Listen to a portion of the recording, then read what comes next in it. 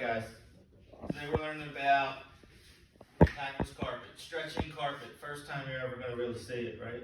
You're going to love it. Now, all your relatives will ask you to do carpet once you learn how to do it. That's all you're going to do. Aunts, uncles, grandmas, everybody's going to want to do it. Now that you can do floors, they won't do carpet for free. So you'll learn. There's three basic things you're going to actually need to do first. Right, the first thing is putting down tack strip. Learn how to do that. Put down the padding correctly, and then you'll learn how to actually stretch the carpet in, which is, very important at the end. All your cuts have to be nice, and then properly stretching the carpet. Nobody wants bubbles all over their living room. For you guys, it'll be mostly condos or hotel rooms you're stretching in, commercial wise. But nobody wants that. No bubbles. So first thing we're going to do is learn about the tack strip. Alright? Tack strip is used to secure carpet for stretching installations. The pins provide a means to attach the carpet and hold a stretch. Standard lengths are 4 foot, but there is at least one manufacturer that produces 5 foot. It is available in various widths and pin heights in 2 types: standard, no nails, and pre-nailed. Pre-nailed varieties include many nail styles for both wood and concrete substrates. You're going to usually get pre-nailed. Nobody wants to go around and put nails in all these things. It'll kind of come like this. I'm going to pass these around. These are 2 different types that you're going to usually see. Right? You got your standard 1 inch. This is for lighter weight carpet. People sometimes actually double this up, just so it's easier to hold the stretch. And this is what you'll see more. They call it architectural,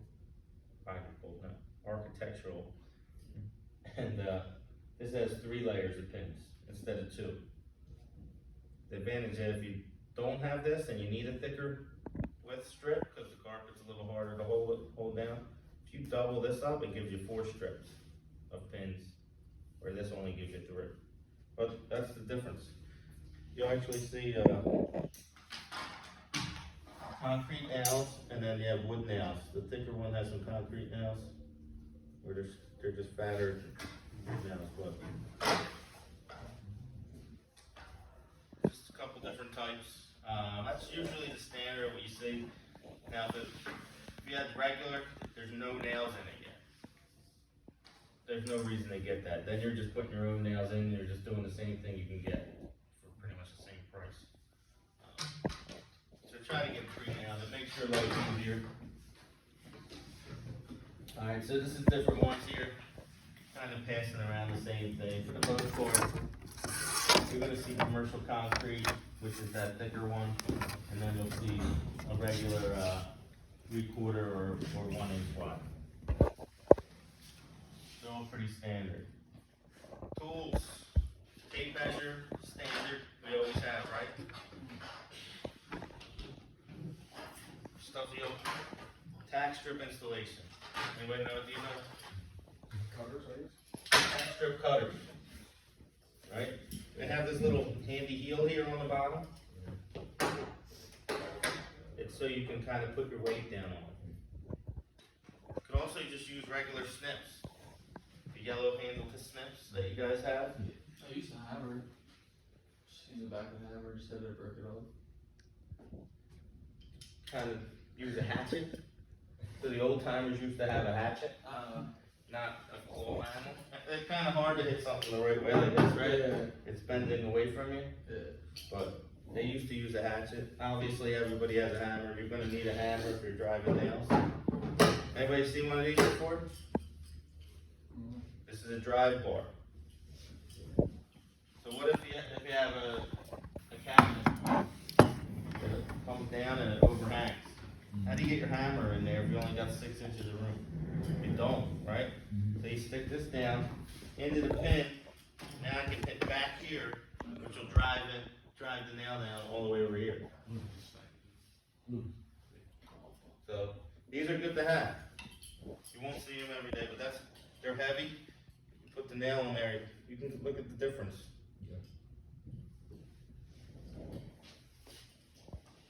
A lot of guys like these when they're doing concrete. What do you think of this? punch pin. No, I love For concrete, a lot of these are magnetic, so it'll hold on to the pin. It's a magnetic push pin. Now, when you're doing concrete, guess how many chances you have to get this nail into the concrete? One shot, right? One shot, that's all. So there's none of this like, where you miss it, you skim it, right? You'll be putting new nails in all over the place. So this gives you a little bit more room to really drive it down, but you really gotta hit it hard. For concrete guys, love these things, especially until they get really good with the hammer. Right? You get really good after a while, you don't miss a nail. Right? I always tell you, like, eye on the nail. It's gotta be your eye on the nail. Once you look this way, and especially when you're doing concrete, your hand's gonna be pretty close to that nail, because it's gotta be solid. If there's a little play here, and I try to nail this in concrete, it'll never stick. So it's gonna be down tight, and you're gonna be whacking it really hard. So that's why a lot of guys use this. It gives it a little bit more safety if you want to pass that around with this, so you can feel the difference. We use that gun thing. Which gun? Little charges, like the 22 caliber. And then shooting it right in. Yeah. Not everybody has one of them, though, right? Pretty nice. You got one at your house? I might actually. You might. Well, you can. He's going in. It's because of your father. So they're just basic tools, right? There's not going to be a lot of them, and you're only going to need a punch pin or that drive bar in special occasions. Right? So you can change the blades out of these. You can see these blades are pretty shot. Keep them going. Makes them a little easier to cut. I think personally, I like the snips better. They don't die as quick as them blades. You can just kind of cut right through it. A lot of the old timers you see on the old guys and they have their hammer is a hatchet. It's because they used to just flip it around and hit it like that. Hit it with that axe side and it used to take care of it. So here are two strips you guys just looked at. We already just went over this a little bit. Please raise your hand. No, Pretend on your hammer. Our pre-nail tack strip is available in wood, concrete, and acoustical. Standard is attached to the substrate using adhesive, drill, and plug, drill and nail, or thematically nail, which you were just talking about. Okay? There is times where the concrete is so bad, you can't do any of it, and you will have to use an adhesive. If you do use an adhesive to lock this down, it's going to be in a caulk gun, for the most part, almost, like liquid nail, something like that. You'll have to cut these up. You cut them up to like 2 feet, maybe 1 foot sections. It just makes them lay flatter. Because look at, I got that little bow dome. So when you go to put these down, you're gonna weigh that all down. If you can't get it to sit, it's a lot of weight walking around. But if I cut this into strips, it'll lay flat. And then it actually holds it down. But if you do that, you can't really do much besides that until the next day, until that sets up. Why would you have to use that instead of liquid nails instead of nails? Instead of nails, Yeah. there's some concrete breaks. So some of it's so brittle, Yeah. you just can't get anything to stick, even the drill or the pneumatic compressors and everything. When you go to shoot it in, it just might not work. So usually you take this, you cut it up. Sometimes I've actually done both. You go around with liquid nail, and then I come in, I cut that up a little, and then if I can get them to stick a little, but they're not grabbing enough to stretch off of, because we're gonna have to stretch the carbon. They gotta stick enough for a couple 100 pounds of pressure. So when you go into, you can almost get both just to tack it down, and then that glue sets up, and then the next day it'll be ready to stretch off of. Tack strip is cut with tack strip cutters to conform around door casings and other irregular areas. Always use a minimum of 2 nails per piece when nailed. So when we go to the doorways, you're not just gonna go and just put 1 piece across the doorway. It's not possible. It's not gonna look right. So, as you can see, if you look at this lower picture here, if you can't see, come up and look at it. 1, 2, 3, 4. You got 4 pieces wrapping around this door frame. And that's how you're gonna do every one. And every one of these pieces, you're gonna need 2 nails. What happens if I put 1 nail on it? So it spins. It spins, right? There's nothing holding it. So you need one on one side, one on the other. Even if you have one almost right next to each other, it won't spin, right? You just need 2. And later on, years from now, when you guys take your certs, you need to put in 2 nails or they're not gonna accept it. Right? They'll fail you for something that little, so you get your 2 nails in there and it's a better installation. So behind that, there's an empty space. We call that the gully. It's around a 1/4 inch wide. You can't butt this against the wall. Why can't you butt it against the wall? You got an idea? The carpet will fit behind it. So we need the top down Yeah. there? Why is it important to top?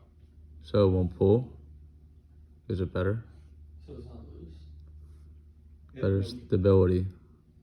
If you got a carpet that just flows over to the pins and you're tight up against the wall, it's not finished looking. Yeah, You'll have a raw edge on that end, and it never really looks. So there's a gully there, so when you stretch and hold the stretch onto the pins, that's all these pins are there for. And pins sink into the carpet, the backing, and it holds the stretch.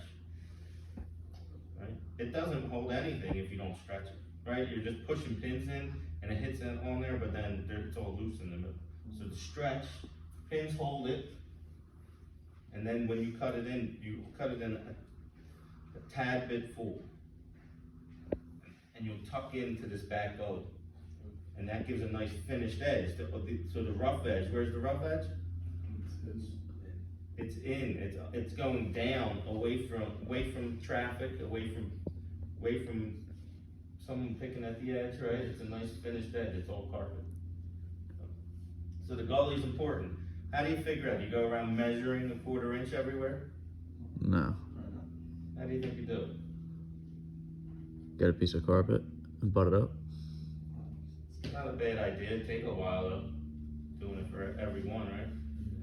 When you guys get into this whole room, and they'd expect this whole room probably done, if this is a wood floor, this whole room should take you around 10-15 minutes to do this, once you get good at it. I mean, Another tack strip behind it, just to hold it while you do it or something? what's your fingertips? Oh, okay. How about your fingertips? It's around a 1/4 inch probably, right? Yeah. So you just take this, take your piece, I go up to the bottom of the wall, and I just kind of put my fingertip behind it, and then I nail. That'll get you a 1/4 inch. We're very close to it, right? And then your next piece, and you might have to work it down. I can't just do it once, because as you're nailing, this thing moves, right? How do you want to kind of nail this down? 2 ends and then get in the middle. I go right around a room. Right? How many people are right-handed here? Lefties? Lucas? Right.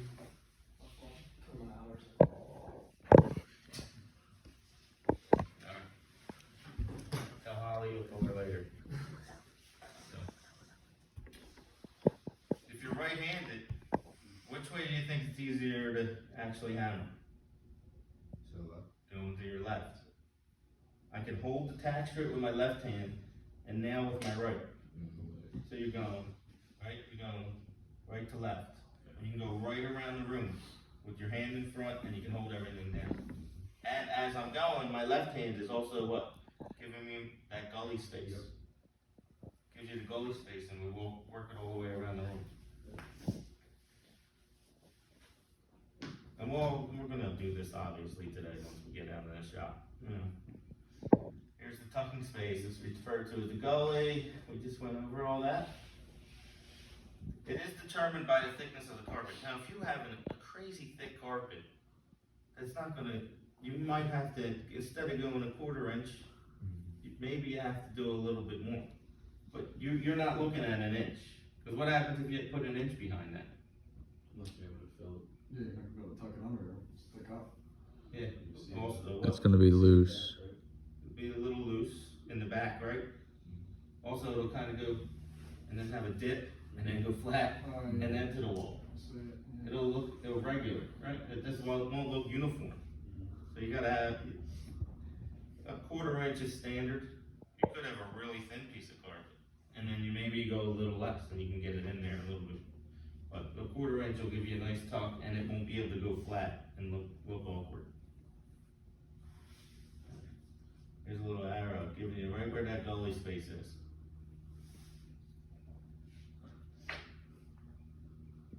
Alright, you're gonna anchor everything down.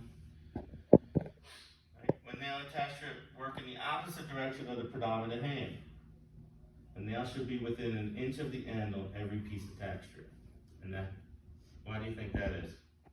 Where's it gonna pop up at? On the ends. Yeah, say you leave it a foot away. And you got this little piece just dangling and the floor rolls over there. When you go to put the carpet on it, what's gonna happen? It's gonna push the carpet up. It's gonna push it up. So 1 inch on every end. It gets tough when you're sitting there and you're going around a door block and the piece is only 2 inches. You're like, do I really gotta hit 2 in it? Yes, you gotta put 2 in it. Put 2, alright? Here's a punch pin, this is in use. Makes it a little easier, right? You can get it further away. It also helps if you got some, look at these nice big baseboards in here. Say these are already installed before the carpet goes. What happens if you don't, if you miss the tack strip or where you're aiming? You hit a baseboard, somebody's gonna be pretty unhappy if they see chunks of their baseboard missing, right? So, when you're doing concrete, it makes it a little tougher, so you use that punch pin, you know, or even if you have a tough spot and you're a little worried about it, and you have a punch pin, it's kinda good to use even if it's just wood, right? But wood, you can kinda tap it in if you have to, you don't have to have it. Concrete is where you really gotta take a solid strike at it. Here's that drive bar, that's kinda what I was talking about, right? Got an overhang. Now you can hit the back of that drive bar, we'll hit the nail down. It's a little tougher on concrete for this tool. It's just never kinda gets it close enough, you know, it's, most of the powers on the back, for wood it'll work great. Concrete, it's okay. You know, if it's a soft enough concrete. But for the most part, something like this is where you might wanna use an adhesive and you glue this down up under there. On concrete. Alright, so what did we just go over here? Here, why don't you read that first one? Select the proper method of attaching the tack strip. No, and that's not that hard to do. You got concrete, you select one with concrete nails. Okay? You got wood, you select what kind of nails? What size one? Nails. What type of nails? Yeah. Well, there's different types of nails, if you didn't know. 1 inch nails? No, wood nails, Okay, alright. wood nails. Okay. Alright, and then you got concrete and wood, okay? Alright, minimum width, 1 inch, right? Architectural tack strip is used for 30-foot or more stretches. It's just, it's a bigger room, right? This room is almost 30 feet. So you would use this thicker one, right, to get an extra pin. You get a whole extra row on this, and you only have to go around the room once.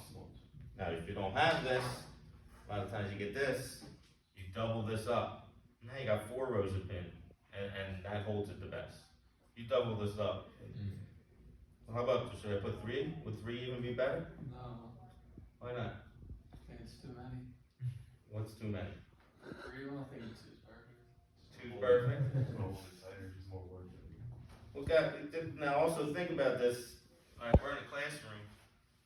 What if you're in a bedroom? And now I get even further away from the wall. Step on it. Might be, what if one of these pins is further through the carpet, someone's walking around barefoot? Right? Where don't you walk? Real close to the, but the further you get away, the closer there's a chance a foot can actually catch one of these. You might wanna, that's when you think, maybe I don't wanna do that, right? Alright. Piece around door casings and other irregularities. That means cut around each wall. You form this to the wall. You don't just go, this isn't a big deal.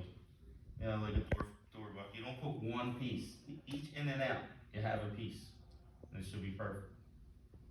Alright, and then the gully. Gully's kinda important. You'll notice after you do different types of carpet, or if you have somebody doing this in front of you one day, and that gully just gets a little wider, or there's a little piece behind the door and they just do it at the door buck and then go straight across, and then you get annoyed, because you go to tuck in your carpet and it rolls and then goes flat, and now your installation doesn't look as good because somebody else didn't do it correctly. So, any other questions while we're sitting here? We're on this before we go try this? Yes. So when you're going on the doors, right? Mhm. Say the whole room's getting like double tacked. Dude, when you do double on the door frame, or No, that's the sometimes- place where you probably wouldn't want to do double, Okay. right? Because that shortens up that doorway. Most doorways 3 foot, 4 foot are the bigger doorways. Right? You put a double into the middle of that, you're starting to get a little bit far. Yeah. You know, that's not, the door buck holds a stretch. It's not gonna hold your predominant stretch. Predominant stretch is gonna be held from all around the walls. And we'll go over stretch and sequence and all that after we learn how to do this, and then we're gonna come back and then you'll install the padding. If there's like a transition from a doorway to the next room, Mhm. there's a code tack strip across. No. No, right? So, now wait, carpet to carpet? Sure. Alright, so carpet to carpet, where, even if it's the same carpet, where's the seam go? In the doorway? Under the door, On right under the door, where the, right, cause there's 2 sides of that door frame. You put that seam right under the doorway. That, and then what holds that together is what we'll learn about seam tape.